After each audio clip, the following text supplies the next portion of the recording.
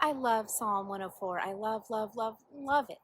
It's a passage full of extravagance of the Creator, the attention to detail, the care, the prolific creativity. And verses 24 through 26 are some of my favorite verses. Really, the last line of verse 26 is my absolute favorite. Verses 24 through 26 talk about the ocean. We know that the ocean is teeming with life. It is full of so many creatures and mysteries and different ways of doing life on this planet. It almost feels like an entirely different planet, and it is the majority of this planet. We know so little about the world Creator made and placed us in. And Psalm 104 takes that unknowing and names it playfulness. The sea monster, or Leviathan, was a catch-all for the big things in the sea that people did not understand. And Psalm 104, verse 26 tells us that the big, unknowable things of the sea were created for no other purpose than to play. Now, of course, we know that the sea is an intricate ecosystem where everyone plays an essential role and no one is there just to play, just for the sake of play, but this is still how the psalmist chooses to talk about Leviathan, or the sea monster.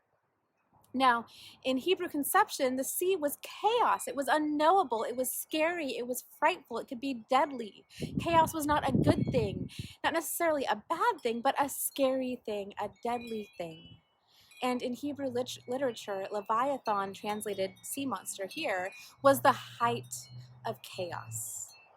Leviathan wasn't a word you'd say when you talked about play. It was a word you would tell late around a summer campfire, or when warning someone not to be too cocky on the water's surface, without regard to the dangers just below. Literally, you would say, monsters lie here.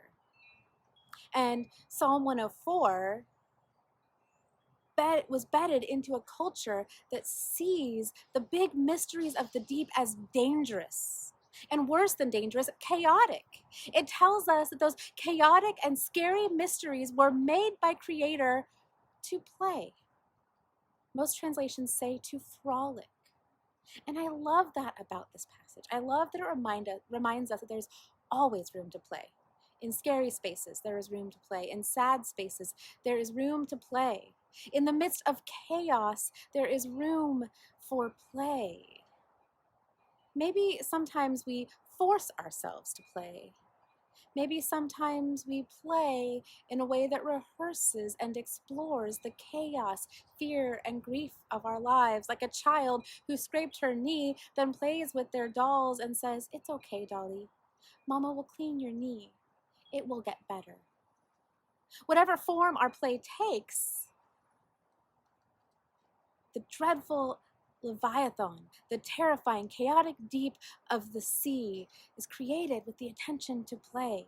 We know, therefore, that Creator has woven play into the very fabric of the universe, and therefore we know play is our constant invitation in good times and in bad times, in easy and in hard, in busy and in spacious, happy and sad, organized and knowable, as well as chaotic and threatening. God made Leviathan to frolic and play. And so we know that play is a part of the very nature of our world, even its most scary, unknowable parts. And so as we review a year and a half of quarantined life, our next question is, what is your story of play? I wonder, in this chaotic and sometimes scary time, in this grieving and sometimes hard time, where have you found play? What is your story of play?